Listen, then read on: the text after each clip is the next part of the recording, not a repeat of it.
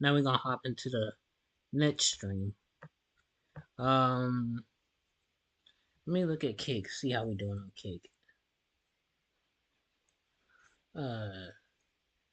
Sweet. Oh, it's actually showing up. I even had to do that. It already loads in.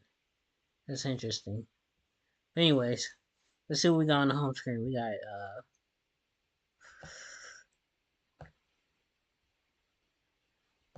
I don't know what to believe anymore. Let's see what they talking about in this video. This is Swap Halana Productions. Meet Kiana, Shiori, and Karthik. Just a few merchants from around the globe who have switched to Shopify, the leading e-commerce. Mercedes Money is currently the hottest free agent in 2024. It's only been 1 week into the new year, and I've already seen so many conflicting reports about her contract status. You got people saying she's going to AEW, and now a new report came out from PW Insider that said this. In regards to Mercedes, the last we heard, which was around Christmas week, was that WWE would absolutely love to have Mercedes back and have made that clear, and that at least early discussions between the sides have happened. One WWE source felt confident about her eventual return as Sasha Banks, but cautioned that until a deal is signed, nothing is ever official. This makes you question the source telling Fightful and Brian Alvarez that she's most likely going to debut in AEW. Well, Sean Ross Sapp actually jumped in and said this after seeing this tweet going around, and he said not leaning towards they're expecting. Mercedes is expected to go to AEW. And then Andrew Zarian also jumped into the mix saying this, just to add a little more to this, I have no clue when a debut is scheduled. I was told very soon it could be next week or a few weeks out. I have no insight currently on a date. To make things even more confusing, an AEW source reached out to say that the company's absolutely been in contact with Mercedes, and I said, if you don't think we are in the hunt, you are crazy. And when you hear that quote, it makes you think that Mercedes has not signed anywhere just yet, because being in the hunt is a lot different from finishing the hunt. I really don't know what to believe right now. Until Mercedes debuts in AEW or returns to WWE as Sasha Banks, I don't think it's a good idea to believe any of these reports as of now. An interesting thing to point out is that Mercedes did post all of her WWE gear on her IG story the other day. So is she trolling us? Does that mean anything? Or are we looking into it? I don't know. Like I said, until I see her with my eyes in AEW or WWE, I don't know what to believe anymore. In other news, there's an update on Liv Morgan and her arrest from a couple weeks ago. PW Insider reported this. On January 2nd, 2024, the more serious charge against Morgan, possession of possibly synthetic cannabinoid, was dropped from the criminal case against her. Her remaining charge, possession of marijuana, not more than 20 grams, was transferred to the County Misdemeanors Court Division, and her scheduled arraignment on February 12th at the Sumter County Courthouse has been canceled. Instead, there will be a status conference related to her remaining charge on February 20th.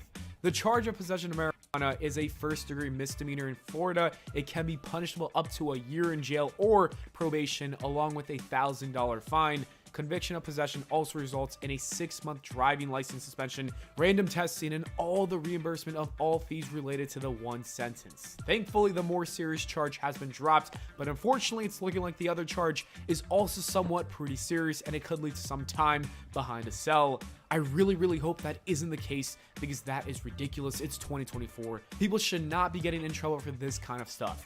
Liv Morgan should be in a WWE ring, putting on some classic matches with a bunch of her co-workers. Hopefully, the other charge is dropped and she can get back to her normal life. I don't like Liv Morgan. On a happier note, Cody Rhodes was recently asked to be the best man by a fan at a WWE live event, and the American Nightmare agreed. Let's roll that clip. Says Cody, be my best man.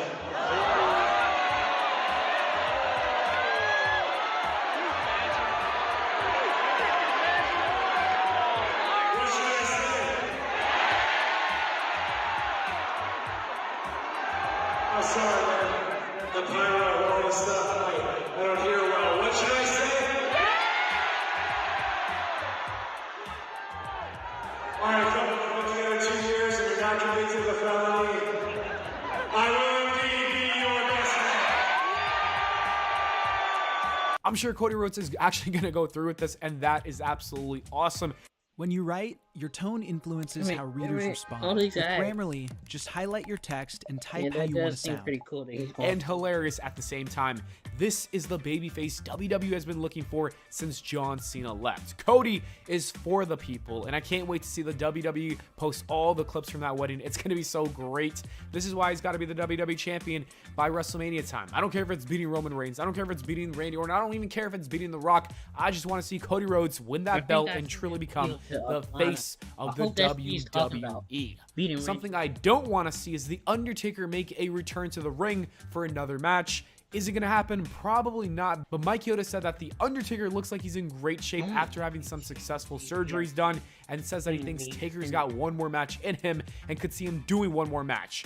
Mike, please do not give Undertaker any ideas. I hate to break it to you, but no, we do not want to see another Undertaker match for his sake. Let this man stay retired. Let him enjoy his peaceful life. He's had the perfect send-off with AJ Styles at WrestleMania 36. Okay. We can't have that ruined. The Undertaker needs to rest in peace, and Mark Calloway needs to keep living his retired life and just enjoy it. Just chill out. And let's end this video by doing a quick SmackDown review because a lot of things happened on that episode. Kevin Owens defeated Santos Escobar. The match was really good. Logan Paul's commentary was honestly kind of bad in my opinion. I was listening to him and he was saying a lot of things and I was like, what? Whatever.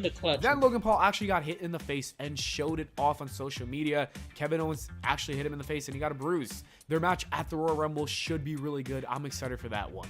Paul Heyman was then seen backstage cutting a really good backstage promo. He put over Roman Reigns while planting the seeds of many, many future matches against the likes of CM Punk and The Rock.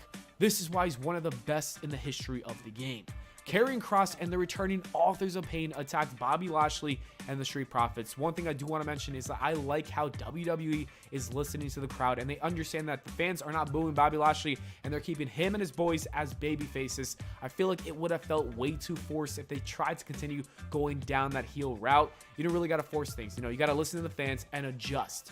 As for the new faction, I don't know how to feel about it. WWE has to do a lot of work in making Karrion Kross feel special because right now I don't care. It's a fact. In the new economy, average people are becoming millionaires faster and easier than ever before. But just because I don't care now doesn't mean that can change. It can definitely change with booking, with the storylines, and with some victories. So WWE's got to put the work in for this faction to really make it actually feel like something, you know, unique and special. Io Sky and Michin put on one hell of a match for the Women's Championship. This could have easily been a PLE match, and that's how good it was. And we got it on a SmackDown for free. Aside from the commercial breaks annoying me because I do hate commercial breaks during good matches. It was a great match. I enjoyed it. Io Sky retained, and she's been a great champion. I can't wait to see her and Bayley have that feud for WrestleMania, which I think is going to be the plan. Tyler Bate debuted on the main roster, teaming up with Butch. The crowd didn't give him a huge pop, but I'm sure over time they will begin to like him. He's a really solid babyface, and I think you just got to give him some time. And then we got the fire main event triple threat match. It was AJ Styles, you had Randy Orton, and then you had LA Knight. Three of the top guys in SmackDown right now. Three of the top guys in WWE. The match was great, and then it ended with Roman Reigns unfortunately destroying everybody and getting himself a fatal four-way match for the Royal Rumble. I am very excited about that match. I thought we were going to get Randy Orton and Roman Reigns, which would have been great, but I really did want to see a fatal four-way. I think this was great logical booking. It was a good decision by Triple H and the WWE. I think WWE is either going to have LA Knight or AJ Styles just simply take the pin. You got to protect Randy Orton. He's been on fire. He's been at the top of his game ever since coming back. But there's also a chance that the reign of Roman Reigns could end without him really taking a pin. Maybe that's the whole purpose of this match. I could see maybe Randy Orton winning the match after beating AJ Styles, after hitting an RKO, only to drop it to Cody Rhodes at WrestleMania, because that way we get Cody Rhodes winning the WWE title, we get Roman Reigns and The Rock at WrestleMania, and we get CM Punk and Seth Rollins for the World Heavyweight Championship. It's an interesting idea, but we gotta wait and see what happens. I'm just saying, if it does happen, don't be too surprised. SmackDown was great. What do you guys think about the show? Let me know in the comments below. Anyways, that is it for the video, guys. Thank you so much for watching. Please leave a like and subscribe for more, and I'll see you all in the next video. I'm not no worthy source as of yet. I'll get there. Thank y'all for watching. I'll see y'all in the next one. Y'all stay tuned.